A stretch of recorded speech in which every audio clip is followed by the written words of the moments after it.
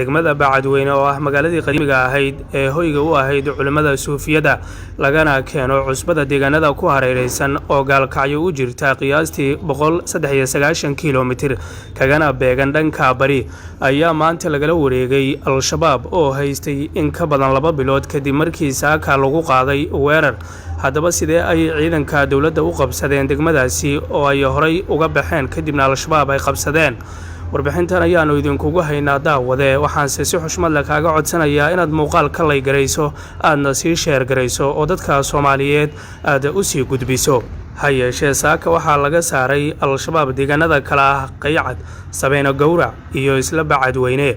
guutada 16aad ee danab kana tirsan qaybta 12aad ayaa soo bandhigay sawirro muujinaya gacan ku haynta magaalada Bacadweyne ee gobolka Muduga ka tirsan oo saaka al-shabaab ay kala wareegeen kadib dagaal saaka ay ku qaadeen halkaasi.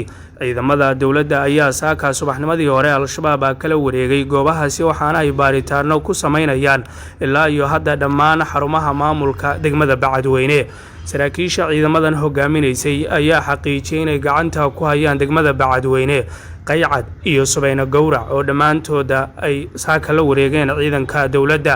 dhowaan ay ahayd markii halkaasi ciidamada dawladdu isaga baxeen kadibna ay al-shabaabku soo galeen oo ay ka talinayeen in ka badan 2 bilood. dadkii deganaa degmada Bacadweyne ayaa kol hore inta aysan qabsan al-shabaab u hayaamay magaalooyinka kala ah Gaalkacyo iyo Marjeecley oo ka kala tirsan Mudug iyo Galgaduud ee bartamaha Soomaaliya.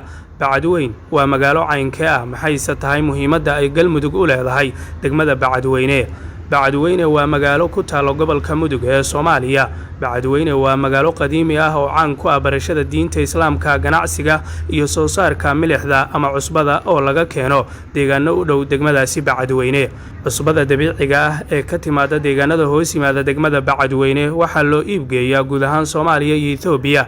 waxaa kaloo jira dhul barwaaqo ah oo ku yaalo magaalooyinka gaar ah oo ay maamusho degmada Bacadweyne ee ka tirsan gobolka Mudug. aagaga ama goobaha cagaaran waxaa ka faa'iideysta beeralayda, xoolalayda iyo geeldaqatada. geeli ka yimaado degmada Bacadweyne waxaa loo daabulaa ama loo iibgeeyaa dalka Sacuudi Arabiya iyadoo loo sii marayo shirkadaha indho deero in ka badan 20 sano. sii gudbi muuqaalkan walaal adigoo mahadsan.